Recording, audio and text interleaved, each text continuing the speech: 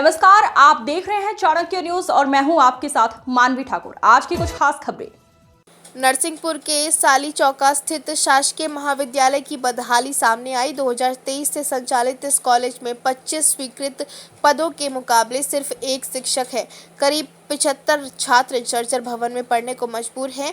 बारिश के वजह से छत टपकती है, बिजली पानी की कमी है और छात्राओं के लिए शौचालय तक नहीं है। कलेक्टर रजनी सिंह के निरीक्षण में छात्राओं ने समस्याएं बताई, जिसके बाद प्रशासन हरकत में आया। ये साली चौका कॉलेज की तस्वीरें हैं, जहां एक ही हॉल में बीए, बीकॉम और बीएससी की कक्षाएं चल रही हैं। जर्जर भवन में बारिश के दौरान पानी टपकता है, जिससे पढ़ाई प्रभावित होती है। 25 पद पर स्वीकृत होने के बावजूद सिर्फ एक शिक्षक के भरोसे पढ़ाई चल रही है। बिजली और पेयजल की भी व्यवस्था नहीं है। छात्राओं के लिए कोई शौचालय की व्यवस्था भी नहीं है, उन्हें दूसरे परिसर जाना पड़ता है। कलेक्टर रजनी सिंह के निरीक्षण के दौरान छात्राओं ने सीधे अपनी समस्याएं बताई। कलेक्टर ने तत्काल शौचालय निर्माण के निर्देश दिए और कहा कि मूलभूत सुविधाओं की कमी गंभीर है। शिक्षक दर्शन चौधरी का कहना है कि उन्होंने कई बार अधिकारियों को पत्र लिखकर समस्याएं बताई हैं, लेकिन अब तक समाधान नहीं हुआ है। साली चौका जो खुला हुआ है, यहाँ पर क्या क्या मूलभूत सुविधाओं का अभाव है? There was a no structure academic, no classes, no teachers. हम लोग आते हैं, there was no security. Everyone was like seeing in a window and कोई भी ड्रिंक करता है यहाँ पे बॉटल फेंक के जाता है। नो सिक्योरिटी, इतना भी सिक्योरिटी नहीं है। कोई भी झांक के देखता है खिड़की से।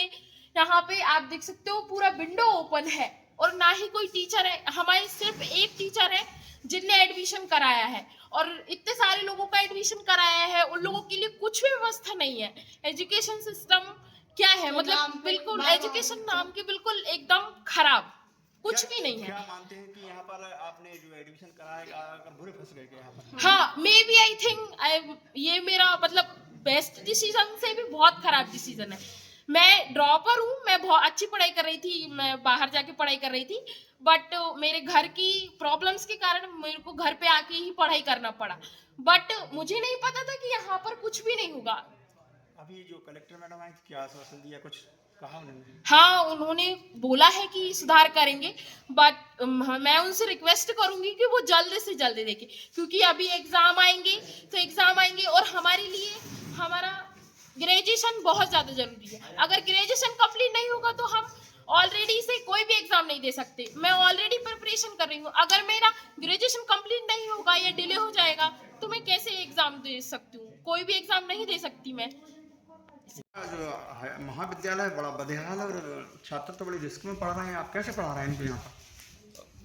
क्योंकि ये महाविद्यालय 2015-9-2023 को ये स्थापित हुआ था और इसमें प्रथम वर्ष में 2 विद्यार्थियों का प्रवेश हुआ और फिर उसके बाद उनको ड्रॉप आउट कर दिया। पिछले वर्ष इसमें 9 विद्यार्थियों का प्रवेश था और इस वर्ष यहाँ पर 75 बच्चे पंजीबद्ध हो चुके हैं।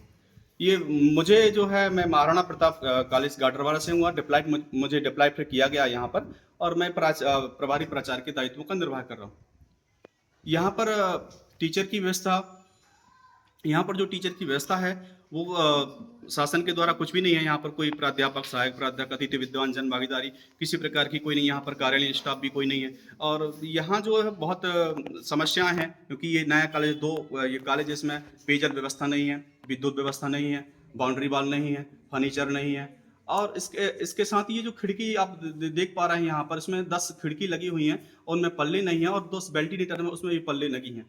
तो मुझे यहाँ पर बहुत समस्याओं का करना पड़ती हैं और मैं निरंतर उच्च शिक्षा विभाग को ऊपर अपने अधिकारी। ब्लैक बोर्ड के बगल में आपका ऑफिस है, वहाँ तो जगह भी नहीं है आपके बैठने के लिए। अब जैसा भी शासन की मंशा के अनुसार जो शासन चाहती है हम उसके हिसाब से काम करते हैं। मैं तो विद्यार्थी के हित में और उनके कल्याण के हित में कार्य कर रहा हूँ, निरंतर करता रहूँगा, आखिरी दम तक करता रहूँगा।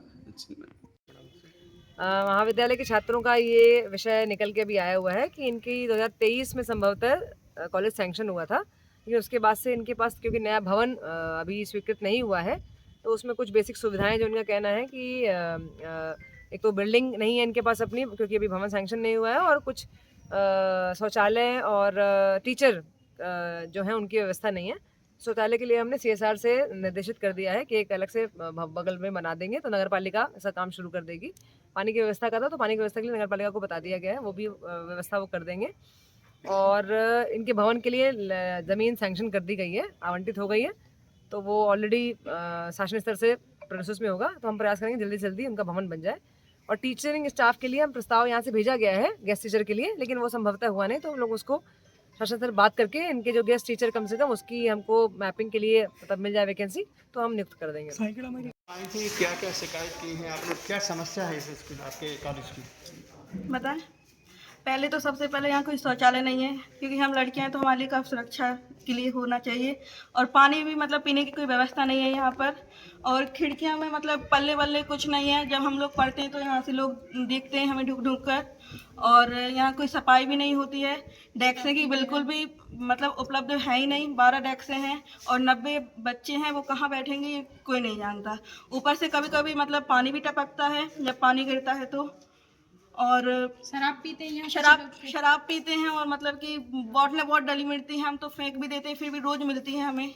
क्या नाम है बेटा आपका? राधिका पटवा, साली चौक। आपके कॉलेज का पूरा प्रशासन आपकी समस्या को सुनने आया था, आपने क्या शिकायत की कलेक्टर मैडम से? हमने ये शिकायत की है कि सबसे पहले यहाँ शिक्षक नहीं है, हमें पढ़ने के लिए शिक्षक चाहिए। हमारे सर मतलब वो अकेले हैं, वो ही अपना काम करते हैं, मतलब वो ही हमें पढ़ाते हैं। प्राचार्य जी बहुत मेहनत कर रहे हैं, वो मतलब हम उनको कभी कभी इतना परेशान कर देते हैं कि मतलब उनको मतलब जो उनके मतलब स्टूडेंट्स हैं उनको बुलाते हैं कभी कभी, मतलब ऐसा कि इनको पढ़ा दो, लेकिन वो भी अपनी पढ़ाई करते हैं तो वो भी ऐसा नहीं आ पाते हैं, वो ही अपनी जो भी कर रहे हैं। और उसके बाद में यहाँ जब हम कॉलेज आते हैं ना, तो कुछ लोग बहुत गंदी नज़र से हम लोगों को देखते हैं। हमारे लिए ये सुरक्षित जगह नहीं थी। अब मैम ने बोला है कि हम सब कुछ करवा रहे हैं यहाँ पे।